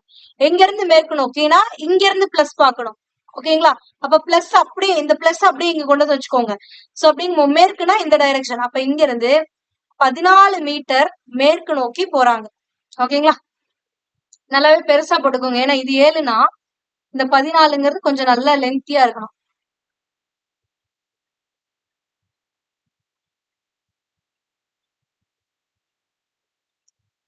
இது வரைக்கும் வச்சுக்கலாம். இப்போ 14 மீட்டர் போறாங்க. 14 கிலோமீட்டர்ஸ் போறாங்க. இதுவும் கிலோமீட்டர்ஸ். அதுக்கு அடுத்தது இங்க இருந்து வடமேற்கு நோக்கி 7 கிலோமீட்டர். அப்ப இங்க இருந்து வடமேற்குனா இப்போ நிக்கிற பாயிண்ட்ல இருந்தா வடமேற்கு. அப்ப பிளஸ் போட்டுக்கோங்க. வடமேற்குனா என்னது? North west. நார்த் வெஸ்ட்னா இப்படி போகுமா லைனு? அப்ப இங்க இருந்து இப்படி போகுது. சோ எவ்வளோ? 7 மீட்டர் இல்ல 7 கிலோமீட்டர். தப்பா வந்து டைப் ஆயிருக்கு. அப்ப 7 கிலோமீட்டர் அப்படின்னா இங்க இருந்து கரெக்டா இங்க ஒரு 7 கிலோமீட்டர். ஓகேங்களா? அதாவது இந்த லைன் ஈக்குவலா இருக்கணும். ஏன்னா இது 7 கிலோமீட்டர் அப்படிங்கும்போது அப்போ கரெக்டா எப்படி இருக்கும்னா இந்த பாயிண்ட் வந்து இந்த பாயிண்ட் இருக்கு பாருங்க. இதோட லைன் ஆஃப் ஆக்ஷன் வந்து ஒரே இதுல வர மாதிரி வரும். ஓகேங்களா? அப்ப இந்த இடத்துல நிக்கிறாங்க. இப்போ இங்க இருந்து கிழக்கு நோக்கி 4 கிலோமீட்டர் தூரம் நகர்கிறார் அப்படின்னு அர்த்தம். அப்ப எல்லாமே கிலோமீட்டர்ஸ் இங்க தப்பா டைப் ஆயிருக்கு. ஓகேங்களா? சோ அப்ப இங்க இருந்து 4 கிலோமீட்டர் அப்படின்னா இங்க இருந்து இந்த பாயிண்ட்ல இருந்து கிழக்கு நோக்கி. அப்ப கிழக்குனா இந்த டைரக்ஷன் தான் கிழக்கு. அப்ப இங்க இருந்து ஒரு 4 கிலோமீட்டர் நடந்து நின்றுறாங்க. ஓகேங்களா? சோ அப்போ இது ஸ்டார்டிங் பாயிண்ட், இது எண்டிங் பாயிண்ட். இது 14, அதாவது இது 7 பேரலா இருக்கு அப்படின்னா இதுவும் பேரலா இருக்குன்னா கண்டிப்பா இதுவும் இந்த லைனும் பேரலா தான் இருக்கும். அப்போ இது 14 கிலோமீட்டர். அப்ப இங்க 4 கிலோமீட்டர் வந்துட்டீங்கன்னா இன்னும் கேப் எவ்வளவு இருக்கும்னா 10 கிலோமீட்டர் கேப் இருக்கும். அப்ப ஆரம்ப புள்ளிக்கும் இறுதி புள்ளிக்கும் இருக்கக்கூடிய டிஸ்டன்ஸ் எவ்வளவுனா 10 கிலோமீட்டர்ஸ். சாரி, இந்த 7 கிலோமீட்டர்ஸ் தான் தப்பா டைப் பண்ணிட்டோம்னு நினைக்கிறேன். அப்ப இது 7 மீட்டர்னா இது எல்லாமே 14 மீட்டர், 7 மீட்டர், 4 மீட்டர்னு வரும். ஓகேங்களா? மீட்டர்ஸ்லயே இருக்கு. ஆன்சர்ஸும் மீட்டர்ஸ்ல தான் இருக்கு. அப்ப ஆன்சர் எவ்வளவுனா 10 மீட்டர்ஸ் அப்படின்னு அர்த்தம். ஓகேங்களா? நெக்ஸ்ட், கிஷன்காந்த் வடக்கு நோக்கி 10 கிலோமீட்டர் நடக்கிறார். அங்கிருந்து தெற்கு நோக்கி 6 கிலோமீட்டர் நடக்கிறார். பின்னர் கிழக்கு நோக்கி 3 கிலோமீட்டர் நடக்கிறார் எனில் அவர் தொடக்க புள்ளியை பொறுத்து எவ்வளவு தூரம் எந்த திசையில் இருக்கிறார்னு கேக்குறாங்க. ஒரு ஸ்டார்டிங் பாயிண்ட பிக்ஸ் பண்ணிக்கோங்க. இப்ப இந்த ஸ்டார்டிங் பாயிண்ட்ல இருந்து வடக்கு நோக்கி 10 கிலோமீட்டர். அப்ப இங்க இருந்து ஒரு 10 கிலோமீட்டர்ஸ் அப்படின்னா மேல போயிடுது. ஓகேங்களா? ஒட்டு மொத்தமா 10 கிலோமீட்டர்ஸ். அங்கிருந்து தெற்கு நோக்கி 6 கிலோமீட்டர்னா இப்ப இந்த பாயிண்ட்ல இருந்து தெற்கு நோக்கி அப்படின்ட்டாங்க. இது நார்த், இது சவுத், ஈஸ்ட், வெஸ்ட்னா ஃபர்ஸ்ட் வடக்கு நோக்கி போயிட்டீங்க. மறுபடியும் தெற்கு நோக்கினா அங்கிருந்து அப்படியே கீழே தான் வருவீங்க. தெற்கு நோக்கி எவ்வளவு நடக்கிறாங்கன்னு சொல்லிட்டாங்க. 6 கிலோமீட்டர் நடக்கிறாங்கன்ட்டாங்க. அப்ப அங்க இருந்து ஒரு பாதி தூரம் 6 கிலோமீட்டர் வரைக்கும், இது வரைக்கும் வச்சுக்கலாமே. இது வரைக்கும் 6னா அப்ப இது எவ்வளவா இருக்கும்? 4ஆ இருக்கும். ஓகேங்களா? அப்ப இந்த புள்ளிக்கு வந்துட்டாங்க. இப்ப இங்க வந்துட்டு பின்னர் கிழக்கு நோக்கி 3 கிலோமீட்டர் நடக்கிறாங்க. அப்ப இங்க இருந்து ஒரு 3 கிலோமீட்டர் நடக்கிறாங்க. நடந்து இந்த இடத்துல நின்றுறாங்க. அப்ப இது அவங்களுடைய எண்டிங் பாயிண்ட். இப்ப என்ன கேக்குறாங்கன்னா தொடக்க புள்ளியில பொறுத்து எவ்வளவு தூரம் அந்த எந்த திசையில இருக்காங்க அப்படின்னு சொல்லி கேக்குறாங்க. அதாவது இது அவங்களுடைய எண்டிங் பாயிண்ட், இது ஸ்டார்டிங் பாயிண்ட். அப்ப ஸ்டார்டிங் பாயிண்ட்டுக்கும் எண்டிங் பாயிண்ட்டுக்கும் இருக்கக்கூடிய கேப் என்னன்னு கேக்குறாங்க. இது இப்படி வரையலாமா? அதாவது இந்த சைட்ல இருக்கக்கூடிய அந்த 4 மீட்டர் தான் இது. மேல இந்தாண்ட கிழக்கு நோக்கி போன 3 கிலோமீட்டர் தான் இது. ஓகேங்களா? இது ஸ்டார்டிங் பாயிண்ட், இது எண்டிங் பாயிண்ட். அப்படின்னா இந்த இடைப்பட்ட தூரம் என்னன்னு தான் கேக்குறாங்க. அப்ப பித்தாகரஸ் தான் நம்ம பயன்படுத்தி ஆகும். இது எக்ஸ் எடுத்துக்கோங்களேன். அப்போ X square equal to adjacent சைட்ல இருக்கக்கூடியதோட ஸ்கொயர் வேல்யூவை ஆட் பண்ணிக்கிறோம். அப்ப 3 ஸ்கொயர் பிளஸ் 4 ஸ்கொயர். 3 ஸ்கொயரோட வேல்யூ 9, 4 ஸ்கொயரோட வேல்யூ 16. அப்ப ஆட் பண்ணா 25ஆ? அப்ப எக்ஸ் ஸ்கொயருங்கிறது 25னா எக்ஸ்ங்கிறது என்னது 5. அப்போ இந்த டிஸ்டன்ஸ் எவ்வளவுனா 5 கிலோமீட்டர்ஸ் அப்படின்னு அர்த்தம். அவங்க இன்னொன்னு சொல்லிருக்காங்க, தொடக்க புள்ளியை பொறுத்து எவ்வளவு தூரம் எந்த திசைன்றாங்க. அப்ப தொடக்க புள்ளியில பிளஸ் சிம்பலை போட்டுருங்க. தொடக்க புள்ளியில பிளஸ் சிம்பல் இப்படி போட்டீங்கன்னா இது நார்த், இது ஈஸ்ட்னா இதுக்கு நடுவுல தானே இருக்காங்க எண்டிங் பாயிண்ட். அப்ப நார்த் ஈஸ்ட்ல ஒரு 5 கிலோமீட்டர் தொலைவுல இருக்காங்கன்னு அர்த்தம். அப்ப வடகிழக்கு திசையில் 5 கிலோமீட்டர் தொலைவுல இருக்காங்க. ஆன்சர் ஆப்ஷன் சிங்கிறதா சரியான விடை. இதுவே தொடக்க புள்ளியில இருந்து கேட்காம எண்டிங் பாயிண்ட்ல இருந்து கேட்டிருந்தாங்க, இறுதியில இருந்து கேட்டிருந்தாங்கன்னா எண்டிங் பாயிண்ட்ல பிளஸ் போட்டுருக்கணும். எண்டிங் பாயிண்ட்ல இருந்து ஸ்டார்டிங் பாயிண்ட் எப்படி இருக்கும்? இந்த பாயிண்ட்ல பிளஸ் போட்டீங்கன்னா ஸ்டார்டிங் பாயிண்ட் எங்க இருக்கு? சவுத் வெஸ்ட்ல இருக்குன்னு அர்த்தம். ஓகேங்களா? அதனால எந்த புள்ளியில இருந்து அப்படின்னு எதை பொறுத்துன்னு கேட்கறாங்கன்னு பார்ப்போம். அப்ப இவங்க தொடக்க புள்ளியை பொறுத்துங்கனாலதான் வடகிழக்கு திசை. அடுத்தது 19th கொஸ்டின். ஜான்சன் தனது காரில் தனது அலுவலகத்திற்கு புறப்படுகிறார். அவர் வடக்கு நோக்கி 15 கிலோமீட்டர் போறார். அதாவது ஸ்டார்டிங் பாயிண்ட் வச்சுக்கோங்க. ஸ்டார்டிங் பாயிண்ட்ல இதுதான் ஸ்டார்டிங் பாயிண்ட் அப்படின்னா ஸ்டார்டிங் பாயிண்ட்ல இருந்து வடக்கு நோக்கி 15 கிலோமீட்டர் தூரம் போறாரு. அப்ப இங்க இருந்து நார்த்த நோக்கி ஒரு 15 கிலோமீட்டர் போறாரு. போயிட்டு மேற்கு நோக்கி 10 கிலோமீட்டர் ஓட்டினார். இது இன்னும் கொஞ்சம் கூட எக்ஸ்டெண்ட் பண்ணிக்கலாம். ஸ்டார்டிங் பாயிண்ட்ங்கிறது இங்க வச்சுக்கோங்க. ஓகேங்களா? ஸ்டார்டிங் பாயிண்ட்ல இருந்து ஒரு 10 கிலோமீட்டர் போறாரு. போயிட்டு என்ன பண்றாரு? ஓட்டினா பின்னர் மேற்கு நோக்கினா இங்க இருந்து மேற்கு நோக்கி ஒரு 10 கிலோமீட்டர், இந்த 15 கிலோமீட்டர், வடக்கு நோக்கி 15 கிலோமீட்டர், இங்க இருந்து மேற்கு நோக்கி ஒரு 10 கிலோமீட்டர் போறார். ஓகேங்களா? அடுத்து என்ன சொல்றாங்கன்னா தெற்கு நோக்கி 5 கிலோமீட்டர் பின்பு தெற்கு நோக்கி 5 கிலோமீட்டர்னா இங்க இருந்து தெற்கு நோக்கி ஒரு 5 கிலோமீட்டர் தான் வராது. 5 கிலோமீட்டர் வந்துட்டு மேலும் கிழக்கு நோக்கி 8 கிலோமீட்டர் சென்றார் அப்படின்றாங்க. இங்க இருந்து 8 கிலோமீட்டர், இது 10னா இது 8ங்கும் போது சின்ன லைனா தான் இருக்கணும். ஓகேங்களா? சோ அப்ப இது வரைக்கும் வச்சுக்கலாம். 8 கிலோமீட்டர் வராது இது வரைக்கும். அடுத்தது இறுதியாக அவர் வலதுபுறம் திரும்பி 10 கிலோமீட்டர் ஓட்டினார் அப்படின்றாங்க. அதாவது நீங்க இப்ப கடைசியா கிழக்கு நோக்கி போயிட்டு இருக்கீங்க. கிழக்கு நோக்கி போயிட்டு இருக்கும் போது இதுதான் உங்களுடைய வலதுபுறமா இருக்கும், நார்த் வந்து உங்களுடைய இடதுபுறமா இருக்கும். ஆனா இவங்க என்ன சொல்றாங்க? வலதுபுறம் திரும்பி, வலதுபுறம்னா இந்த பக்கம் திரும்பி 10 கிலோமீட்டர் தூரம் போறாங்கன்னா, அப்ப 10 கிலோமீட்டர் போறாங்கன்னா ஸ்டார்டிங் பாயிண்ட் எண்டிங் பாயிண்ட்டும் ஒரே லைன் ஆஃப் ஆக்ஷன்ல வரும். ஏன்னா இது மொத்தமா எவ்வளவு? 15. அப்போ இதுல இங்க இருந்து இது வரைக்கும் 5னா மீதி 10ங்கும் போது மொத்தமா 15ன்னு வரும். அப்போ இந்த லைனும் என்னவா இருக்கணும்? ஒரே அளவுக்கு தான் இருக்கணும். அப்ப ஸ்டார்டிங் பாயிண்ட் எண்டிங் பாயிண்ட் ஒரே லைன் ஆஃப் ஆக்ஷன்ல வரும். இப்ப அவங்க என்ன கேக்குறாங்க? தொடக்க இடத்திலிருந்து எவ்வளவு தூரம் எந்த திசையில் இருக்கிறார்கள் அப்படின்னு சொல்லி கேட்டிருக்காங்க. இப்போ இது மொத்தமா 10, அதுல இது 8னா இந்த இன்பிட்வீன் கேப் இருக்குல்ல, இது என்னவா இருக்கும்? 2ஆ தானே இருக்கும். அப்ப ஸ்டார்டிங் பாயிண்ட்ல இருந்து 2 கிலோமீட்டர் தொலைவுல எந்த எண்டிங் பாயிண்ட் எப்படி இருக்கு? மேற்கு திசையில இருக்கு. அதாவது இப்படி இருக்குன்னா இங்க இருந்து இது ஸ்டார்டிங் பாயிண்ட்ல இருந்து எண்டிங் பாயிண்ட் மேற்கு நோக்கி ஒரு 2 கிலோமீட்டர் தொலைவுல இருக்கு. அப்ப 2 கிலோமீட்டர் மேற்கு அப்படிங்கறதா சரியான விடை. ஓகேங்களா? நெக்ஸ்ட் 20வது கேள்வி. ஒரு குழந்தை தனது தந்தையை தேடுகிறது. ஒரு குழந்தை இருக்கு, அந்த குழந்தை பெண்ணா ஆனாங்கிறது அடுத்த லைன்லயே உங்களுக்கு தெரிஞ்சிடும். என்ன சொல்லிருக்காங்கன்னா அதோட தந்தையை தேடி செல்கிறது.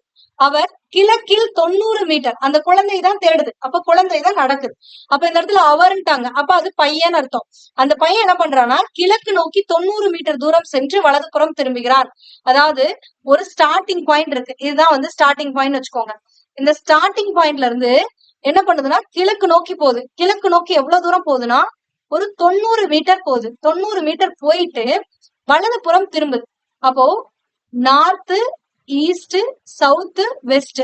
நீங்க கிழக்கு நோக்கி போயிட்டு இருக்கும் போது இந்த டைரக்ஷன்ல போகும்போது சவுத் வந்து உங்களுடைய ரைட் சைடா இருக்கும், அதாவது வலதுபுறமா இருக்கும். நார்த் வந்து உங்களுடைய இடதுபுறமா இருக்கும். ஆனா இந்த குழந்தை எந்த பக்கம் திரும்புது? வலதுபுறம் திரும்புது அப்படின்னா தெற்கு நோக்கி திரும்புது.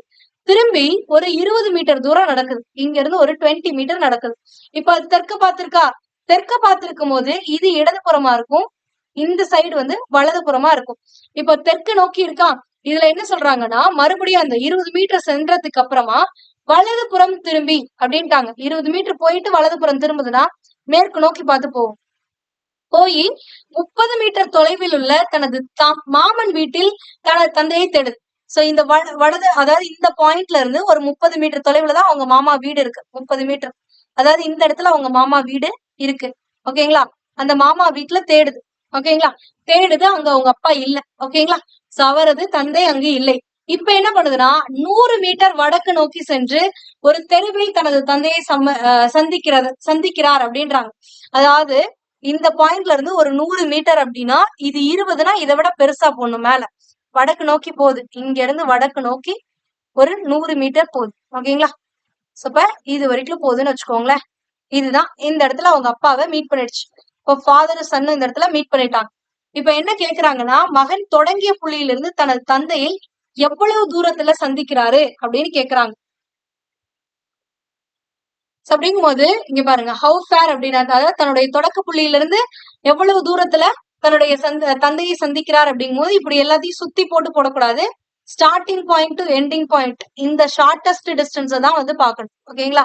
சோ இப்ப ஷார்டஸ்ட் டிஸ்டன்ஸ் அப்படிங்கும் போது இங்க பாருங்க, இது வந்து 20 அப்படின்னா இதுவும் 20ஆ தானே இருக்கும். இங்க இருந்து இது வரைக்கும் 20னா இதுவும் 20ஆ தான் இருக்கும். அப்ப இந்த மொத்த லைன் 100னா இங்க இருந்து இது வரைக்கும் 20னா இது என்னவா இருக்கும்? 80ஆ இருக்குமா? இந்த ஒரு லைன் மட்டும். அப்போ இது 80. அடுத்தது இது 30. இந்த ஒட்டு மொத்தமா இருக்கிறது 90னா அதுல இது 30னா இது என்னவா இருக்கும்? 60 இருக்குமா? அப்ப இது 60. அப்ப இது எண்டிங் பாயிண்ட், இது ஸ்டார்டிங் பாயிண்ட். அப்ப இந்த டிஸ்டன்ஸ் தான் என்னன்னு எனக்கு தெரியணும். அப்ப X square equal to 80 square plus 60 ஸ்கொயர்னு எழுதலாமா? 80 ஸ்கொயர் எல்லாம் 6400. 60 ஸ்கொயர் எவ்வளவு? 3600. அப்ப ஆட் பண்ணா 10,000 வருதா?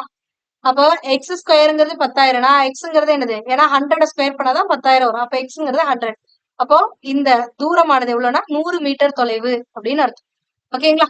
நீங்க நினைக்கலாம் ஏன் மேம் எல்லாத்தையும் ஆட் பண்ணி போடக்கூடாதுன்னு. போட்டு பாருங்க. 90 பிளஸ் ஒரு 20 எவ்வளவு? 110. 110 பிளஸ் ஒரு 30 எவ்வளவு? 140. 140ல இருந்து ஒரு 100 எவ்வளவு? 240. இங்க ஆப்ஷன்ல இருக்கா? இல்ல. சோ அப்ப இவங்க என்ன கேக்குறாங்க? இந்த மாதிரி கொடுக்குறாங்க அப்படின்னா அவர் கடந்த மொத்த தொலைவு எவ்வளவுன்னு கேட்டா மட்டும்தான் இந்த மாதிரி சுத்தி போன மொத்த தொலைவை போடணும். ஆனா தொடக்க புள்ளியில இருந்து தந்தையை எவ்வளவு தூரம் அப்படின்னு ஜெனரலைஸ்டா கொஸ்டின் கேக்குறாங்கன்னா ஸ்டார்டிங் பாயிண்ட்ல இருந்து எண்டிங் பாயிண்ட் எவ்வளவு தூரத்துல இருக்குன்னு மட்டும்தான் பார்க்கணும். ஓகேங்களா? So answer 100 metre. அடுத்தது 21வது கேள்வி. லோகேஷ் தனது வீட்டிலிருந்து வடக்கு நோக்கி 15 கிலோமீட்டர் செல்கிறார். பின்னர் மேற்கு நோக்கி 10 கிலோமீட்டர் பயணிக்கிறார். பின்னர் தெற்கு நோக்கி 5 கிலோமீட்டர் பயணிக்கிறார். இறுதியாக கிழக்கு நோக்கி திரும்பி 10 கிலோமீட்டர் பயணிக்கிறார். அப்ப தனது வீட்டிலிருந்து எந்த திசையில் இருக்கிறார்னு கேக்குறாங்க. ஸ்டார்டிங் பாயிண்ட் இதுன்னு வச்சுக்கோங்க. ஸ்டார்டிங் பாயிண்ட்ல இருந்து வடக்கு நோக்கி 15. அப்ப இங்க இருந்து ஒரு 15 கிலோமீட்டர் வடக்கு நோக்கி போறாருன்னு வச்சுக்கோங்க. ஓகேங்களா? ஸ்ட்ரெயிட்டா போடுங்க. இது 15. இப்ப வடக்கு நோக்கி, பின்னர் மேற்கு நோக்கி 10. அப்ப இங்க இருந்து ஒரு 10 மீட்டர் வந்து மேற்கு நோக்கி போறாங்க. ஓகேவா? அடுத்து என்ன சொல்றாங்க? பின்னர் தெற்கு நோக்கி 5. இப்ப இங்க இருந்து ஒரு 5 கிலோமீட்டர் மட்டும் தெற்கு நோக்கி. அதுக்கடுத்து என்னது? இறுதியாக கிழக்கு நோக்கி 10. கிழக்கு நோக்கி அப்படின்னா இது 10னா இப்படி கிழக்கு நோக்கி போறதும் 10னா கரெக்டா இது ஒரே லைன்ல வந்துடணும். ஓகேங்களா? 10. அடுத்தது அவ்வளவுதான். இப்ப தனது வீட்டில இருந்து எந்த திசையில் இருக்கிறார்னு கேக்குறாங்க. அப்போ இது 10னா இதுவும் 10னா ஒரே லைன்ல தான் இருக்கும். இது ஸ்டார்டிங் பாயிண்ட், இது எண்டிங் பாயிண்ட். ஸ்டார்டிங் பாயிண்ட்ல இருந்து எக்ஸாக்டா ஒரே லைன்ல தானே வருது. ஒரே லைன்ல மேல வருது. இப்ப நார்த், இது ஈஸ்ட், இது வெஸ்ட், இது சவுத்னா இது என்னது? நார்த். அப்ப நார்த்ல இருக்காரு. நார்த்னா வடக்கு திசையில இருக்காருன்னு அர்த்தம். ஓகேங்களா? சோ இப்போ டைரக்ஷன் பார்த்தாச்சு, சீட்டிங் அரேஞ்ச்மெண்ட் பார்த்தாச்சு, அதுக்கு அடுத்தது பிளட் ரிலேஷனும் பார்த்தாச்சு. அடுத்த 4 கேள்விகள் உங்களுக்கு ரேங்கிங்ல இருந்து கொடுத்திருக்காங்க. ரேங்கிங் பார்க்கலாமா? இப்போ 21 பெண்கள் கொண்ட வரிசையில் மோனிகா 4 இடங்கள் வலது பக்கம் நகர்த்தப்பட்ட போது அவள் இடது முனையிலிருந்து 12வது இடத்தை பிடிக்கிறாள் அப்படின்றாங்க. வரிசையின் வலது முனையிலிருந்து அவள் முன்பு எந்த நிலையில் இருந்தால்னு கேக்குறாங்க. இப்ப என்னன்னா 21 பெண்கள் இருக்காங்க அப்படின்னா 21 பிளேஸ் கொடுக்கணுமானா கொடுக்க தேவையில்லை. இப்போ ஜஸ்ட் இது உங்களோட ரைட் சைடா எடுத்துக்கோங்க, இதை உங்களுடைய லெஃப்ட் சைடா எடுத்துக்கோங்க.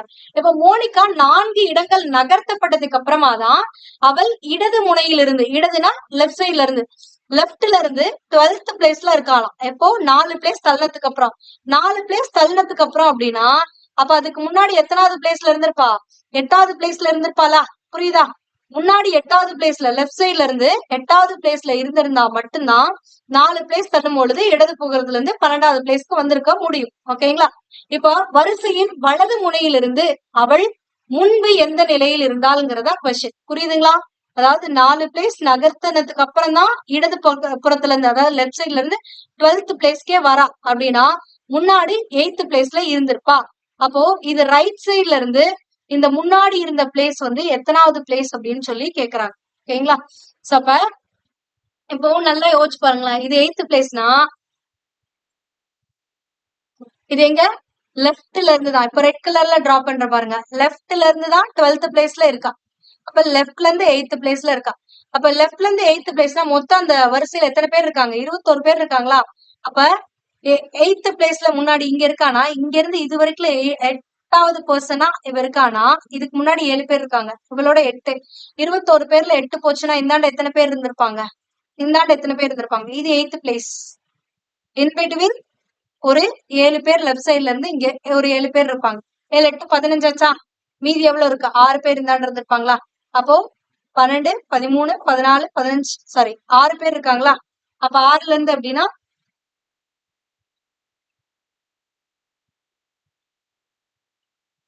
12. அப்போ இங்க இருந்து இந்த ஆண்டு எத்தனை பேர் இருப்பாங்கன்னா 9 பேர் இருந்திருப்பாங்க. அப்போ 9னா 9, 10, 11, 12, 13 சாரி 9, 10, 11, 12, 13, 14வது பிளேஸ்ல இருப்பாங்க. புரியுதுங்களா? சோ அதாவது என்னன்னா இப்போ லெஃப்ட் சைட்ல இருந்து 12th பிளேஸ்ல நகர்த்தும் பொழுது 12th இருக்காங்களா, மொத்தமா 21 பேர் இருக்காங்கன்னா 21 பேர்ல 12வது பிளேஸ்ல உட்கார்ந்துருக்கா அப்படின்ட்டாங்க. அப்ப 12 பேர் இந்தாண்டு வந்துருச்சு. அப்ப இந்தாண்டு எத்தனை பேர் இருப்பாங்கன்னா, இங்க இருந்து இது வரைக்கும் எத்தனை பேர் இருப்பாங்கன்னா 9 பேர் இருப்பாங்களா, இந்தாண்ட 9 பேர் இருப்பாங்க. 9 பேர் இருக்காங்கன்னா அவங்க கேக்குறது முன்னாடி எந்த நிலையில இருக்காங்கன்னா 8வது பொசிஷன்ல இருந்தாங்க. ஆனா எங்க இருந்து வலது முனையில இருந்து, வலது முனைனா ரைட் சைட்ல இருந்து இது வரைக்கும் 9 பேர் இங்க உட்கார்ந்துருக்காங்கன்னா இவ 10வது ஆளா தான் ரைட் சைட்ல உட்கார்ந்துருப்பா.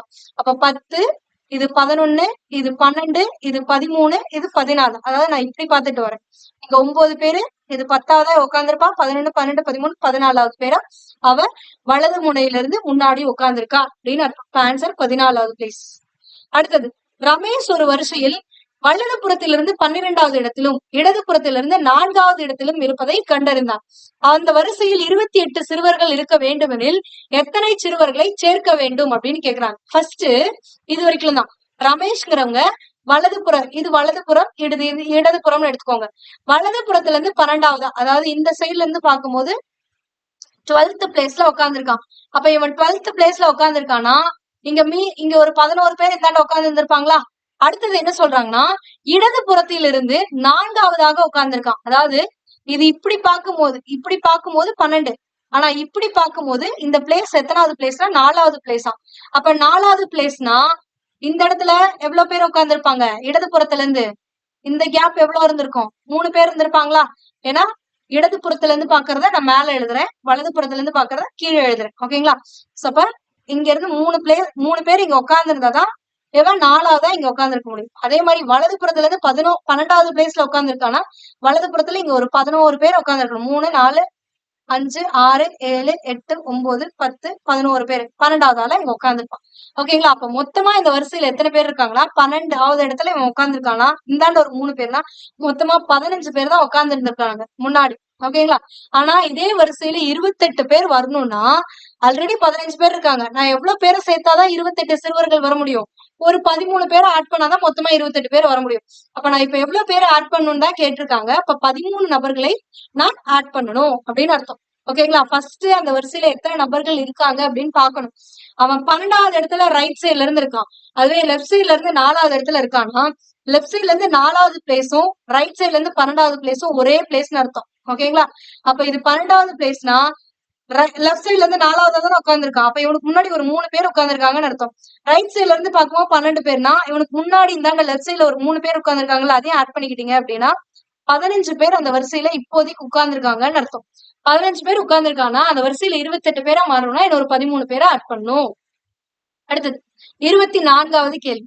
தேர்வில் தேர்ச்சி பெற்றவர்களில் சஞ்சீவ் மேலிருந்து 16வது இடத்தையும், அதாவது சஞ்சீவ் வந்து டாப் பொசிஷன்ல இருந்து இதான் டாப்ல ஃபர்ஸ்ட் ரேங்க்னு வச்சுக்கோங்களேன்.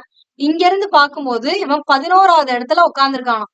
ஓகேங்களா? அப்ப இவனுக்கு மேல எத்தனை பேர் இருக்காங்கன்னு அர்த்தம், இன்னும் 10 பேர் இருக்காங்கன்னு அர்த்தம். 1, 2, 3, 4, 5, 6, 7, 8, 9, 10 பேர் இருக்காங்க. இவன் 11வது ஆளா இவன் உட்கார்ந்துருக்கான். இதுவே கீழ இருந்து பார்க்கும்போது 29வது இடத்தையும் பிடிக்கிறான். அதாவது பாட்டம்ல இருந்து பார்த்தாங்க அப்படின்னா இவன் இந்த இடம் அப்படிங்கிறது 29வது பிளேஸாம். ஓகேங்களா? அப்ப டாப்ல இருந்து பார்க்கக்கூடிய இந்த 11வது பிளேஸும் பாட்டம்ல இருந்து பார்க்கக்கூடிய இந்த 21வது பிளேஸும் என்னன்னா சேம் அப்படின்னு அர்த்தம். ஓகேங்களா? அப்ப மொத்தமா இது என்ன அப்படின்னா 29வது இடத்தையும் பிடிக்கிறார். போட்டியில் 6 சிறுவர்கள் பங்கேற்கவில்லை. அப்ப பங்கேற்காதவர்கள் எத்தனை பேர் அப்படின்னு பாத்தீங்கன்னா யார் யாரெல்லாம் பங்கேற்கலன்னா ஒரு 6 பேர் பங்கேற்கலாம். 5 பேர் என்ன பண்றாங்கன்னா தோல்வி அடைஞ்சிடறாங்க. பங்கேற்று தோல்வி அடைந்தவர்கள் ஒரு 5 பேர். தேர்ச்சி பெற்றவர்களுக்கு தான் இந்த ரேங்க் லிஸ்ட் கொடுப்பாங்க. ஃபர்ஸ்ட் தேர்ச்சி பெற்றவர்கள்ல டாப்ல இருந்து 11, பாட்டம்ல இருந்து 29னா மொத்தமா எத்தனை பேர் தேர்ச்சி பெற்றாங்கன்னு பாக்கணும். அப்ப டாப்ல இருந்து 11th பொசிஷன் அப்படின்னா இந்த இடத்துல ஒரு 10 பேர் இருக்காங்களா. அப்ப பாட்டம்ல இருந்து 29 பேரா, 29வது இடத்துல இவன் இருக்கானா, இவனுக்கு மேல இன்னொரு 10 பேர் இருக்காங்க. அப்ப அதையும் ஆட் பண்ணிட்டீங்கன்னா மொத்தமா இங்க எவ்வளவு பேர் இருக்காங்க அப்படின்னா மொத்தமா 39 நபர்கள் இருக்காங்க. அந்த 39 ரேங்க் தான் கொடுத்திருக்காங்க. அப்ப 39 பேருக்கு ரேங்க் வந்துருச்சு. இவங்க என்ன கேக்குறாங்கன்னா வகுப்பில் எத்தனை சிறுவர்கள் பங்கேற்றவங்க தோல்வி அடைஞ்சவங்க, தேர்ச்சி பெற்றவங்க மொத்தமா எவ்வளவு பேர் அப்படின்னு தான் கேக்குறாங்க. அப்ப தேர்ச்சி பெற்றவர்கள் 39 பேர், தோல்வி அடைந்தவர்கள் ஒரு 5 பேரு, பங்கேற்காதவர்கள் ஒரு 6 பேர். அப்ப மொத்தமா எத்தனை பேரு? 39 பிளஸ் ஒரு 5 45 50 பேர் இருந்திருக்காங்க. அப்ப அந்த வகுப்புல எத்தனை பேர் இருக்காங்கன்னா 50 நபர்கள் இருந்திருக்கிறார்கள். புரியுதுங்களா? சோ பாட்டம்ல இருந்து 29, டாப்ல இருந்து 11னா இவனுக்கு மேல ஒரு 10 பேர் இருக்காங்கன்னு அர்த்தம். அப்போ இந்த 29 பிளஸ் 10ன்னு போட்டீங்கன்னா மொத்தமா தேர்ச்சி பெற்றவர்கள் 39 பேர்னு கண்டுபிடிச்சிடலாம். தேர்ச்சி பெற்றது 39, பங்கேற்காது ஒரு 6, அப்போ 45, தோல்வி அடைஞ்சது ஒரு 5, 50 பேர் அந்த ஸ்கூல்ல அந்த கிளாஸ்ல இருந்திருக்காங்கன்னு அர்த்தம். ஓகேங்களா? நெக்ஸ்ட் கடைசி கொஸ்டின் இன்றைய வகுப்பொழுதுல, பெண்கள் வரிசையில் ரீட்டாவும் மோனிகாவும் வலது முனையிலிருந்து 9வது இடத்தையும் இடது முனையிலிருந்து 10வது இடத்தையும் முறையே பெறுகிறார்கள். அதாவது இந்த முறையே அப்படின்னு வந்துச்சுன்னா ரீட்டா ஃபர்ஸ்ட் இருக்காங்க, மோனிகா 2வதா இருக்காங்கன்னா ரீட்டா தான் இந்த வலது முனையிலிருந்து 9வது இடம். 2வதா கொடுத்திருக்க ஹிண்ட் மோனிகாவை பத்தின அர்த்தம். ஓகேங்களா? இது வந்து இடதுபுறம், இது வலதுபுறம். இப்ப ரீட்டா வலது முனையில இருந்து 9வது இடத்துல இருக்கா. ரீட்டா வந்து இங்க இருந்து 9வது பிளேஸ்ல இருக்கா அப்படின்ட்டாங்க. ஓகேங்களா? எங்க இருந்து இந்த சைட்ல இருந்து 9வது இடத்துல யார் இருக்கா? ரீட்டா இருக்கா. இப்போ அடுத்து என்ன கொடுத்திருக்காங்க? இடது முனையில இருந்து 10வது இடத்தை முறையே பெறுகிறார்கள். மோனிகா வந்து லெப்ட்ல இருந்து பார்க்கும்போது, அதாவது இதான் லெப்ட்ல இருந்து பார்க்கும்போது 10th பொசிஷன்ல இருக்கா. ஓகேங்களா? இது மோனிகா. இப்ப என்ன சொல்றாங்கன்னா அவர்கள் தங்கள் இடங்களை மாற்றிக்கிறாங்க. இப்ப மாத்துறத நான் ரெட் கலர்ல இது பண்றேன்.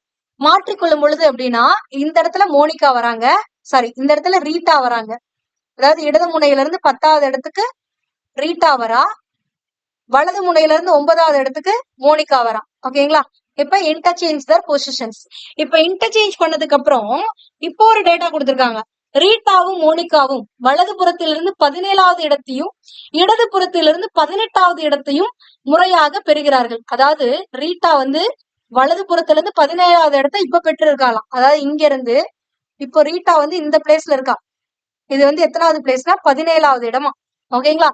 அதே இடது புறத்திலிருந்து 18வது இடத்தை யார் பெற்றிருக்கானா மோனிகா. அதாவது இங்க இருந்து 18வது பிளேஸா இருக்கா இது. ஓகேங்களா? சோ இப்ப என்ன கேக்குறாங்கன்னு பாக்கலாமா? 18வதாக இருக்குன்னா வரிசையில் எத்தனை பெண்கள் இருக்கிறார்கள் அப்படின்னு சொல்லி கேக்குறாங்க. இதுல நீங்க யாராவது ஒருத்தரை மட்டும் கன்சிடர் பண்ணுங்க, எல்லாத்தையும் கன்சிடர் பண்ணுங்கிற அவசியம் கிடையாது. இப்போ ஃபர்ஸ்ட் ஹிண்ட் படி இந்த கிரீன் கலர்ல இருக்குல்ல, இது படி மோனிகா 10வது இடத்துல இருக்கானா இவளுக்கு முன்னாடி இந்த இடத்துல எத்தனை பேர் இருந்திருப்பாங்க? 9 பேர் இருந்திருப்பாங்களா? இப்ப இத வச்சுக்கோங்களேன். இப்போ எனக்கு தெரியும் வலது முனையில இருந்து இந்த இடது புறத்துல இருந்து 10வதுன்னு சொல்லக்கூடிய அதே பிளேஸ் வலது புறத்துல இருந்து பார்க்கும்போது எத்தனாவது பிளேஸா இருக்கு? 17வது பிளேஸா இருக்கா. அப்போ இந்தாண்டு இதுக்கப்புறம் இந்தாண்டு எத்தனை பேர் தான் இருக்காங்க? இந்த 9 பேர் தானே இருக்காங்க. அப்ப அதை அப்படியே ஆட் பண்ணிக்கோங்க. 17 பிளஸ் 9 எத்தனை? 17 பிளஸ் 9 26. ஓகேங்களா? சோ அப்ப மொத்தமா எத்தனை பேர் இருக்காங்கன்னா 26 பெண்கள் அந்த வரிசையில இருக்காங்க. புரியுதுங்களா? அதாவது வலது முனையில இருந்து இடது முனைக்கு எத்தனை பேர் இருக்காங்க, இந்த இன்பிட்வீன்ல எவ்வளவு பேர் இருக்காங்கன்னு பாக்கணும். இப்ப ஃபர்ஸ்ட் மோனிகா லெஃப்ட் சைட்ல இருந்து 10th பிளேஸ்ல இருக்காங்க. அதுவே அவங்க இன்டர்சேஞ்ச் பண்ணிக்கிறாங்க பொசிஷன். அப்ப ரீட்டா இந்த பிளேஸ்க்கு வந்துட்டா. அப்போ ரீட்டா வந்து செகண்ட் ஹிண்ட் படி இடது முனையில இருந்து 10வது இடத்துலயும் வலது முனையில இருந்து 17வது இடத்துல இருக்காலும் தான் மீனிங். அப்ப வலது முனையில இருந்து 17வது இடத்துல இருக்கானா இவளுக்கு முன்னாடி இடது முனையில இருந்து ஒரு 9 பேர் இருக்காங்க. அப்ப மொத்தமா ஆட் பண்ணா 26 பேர் தான் இந்த லைன்ல உட்கார்ந்து இருக்காங்க அப்படின்னு அர்த்தம். அப்ப ஆன்சர் 26. புரிஞ்சுங்களா? சோ இதுதான் இந்த 25 கொஸ்டின்ஸ்ல உங்களுக்கு ஏதாவது சந்தேகம் இருந்துச்சு அப்படின்னா அதை கமெண்ட் பண்ணுங்க. அதுக்கான எக்ஸ்பிளனேஷன் நம்ம அடுத்த வகுப்புல பார்க்கலாம். இதே மாதிரி உங்களுக்கு practice set 1 and practice set 2 வந்து பசில்ஸ்ல நம்ம கொடுத்திருக்கோம். அதாவது ஸ்பெசிபிக்கா இந்த 4 டாபிக்ல இருந்து blood relation, seating arrangement, ranking, டைரக்ஷன்ல இருந்து கொடுத்திருக்கோம். சோ அதையும் நீங்க செக் பண்ணிக்கோங்க. இப்போ மொத்தமா நம்ம வந்து ஒரு 65 கேள்விகள் பிராக்டிஸ் பண்ணிட்டோம். இதுலயே நீங்க ஓரளவுக்கு ஃபெமிலியர் ஆயிருப்பீங்க. அடுத்து லாஜிக்கல் ரீசனிங். ஏன்னா நம்மளுடைய நியூ சிலபஸ் பேஸ் பண்ணி பாத்தீங்கன்னா உங்களுக்கு எக்ஸாக்டா கொடுக்கல. Direction, seating arrangement, blood relation, seating, இது கோடிங், டிகோடிங் அந்த மாதிரி மென்ஷன் பண்ணி கொடுக்கல. ஜெனரல் லாஜிக்கல் ரீசனிங் பசில்ஸ்னு கொடுத்துட்டாங்க. அப்ப பசில்ஸ்ல இந்த 4 டாபிக் பார்த்தோமா, மீதி இருக்க ரீசனிங் டாபிக் எல்லாத்தையுமே நம்ம லாஜிக்கல் ரீசனிங் அப்படிங்கிற தலைப்புல அடுத்தடுத்து வரக்கூடிய வகுப்புகள்ல நம்ம பார்க்கலாம். சோ இந்த 25 கொஸ்டின்ஸ்ல ஏதாவது சந்தேகம் இருந்துச்சு அப்படின்னா அதை மறக்காம கமெண்ட் பண்ணுங்க. அதுக்கான எக்ஸ்பிளேஷன் கண்டிப்பா உங்களுக்கு கிடைக்கும். அதே மாதிரி ப்ராக்டிஸ் செட் 1, 2வையும் ப்ராக்டிஸ் பண்ணி பார்த்துக்கோங்க. அப்பதான் உங்களால இந்த டாபிக்ல ஃபெமிலியர் ஆக முடியும். இதற்கான லிங்க் நம்மளுடைய இந்த வீடியோடைய டிஸ்கிரிப்ஷன்ல கொடுத்திருக்கேன், செக் பண்ணிக்கோங்க. For more videos, stay tuned with us. Thank you.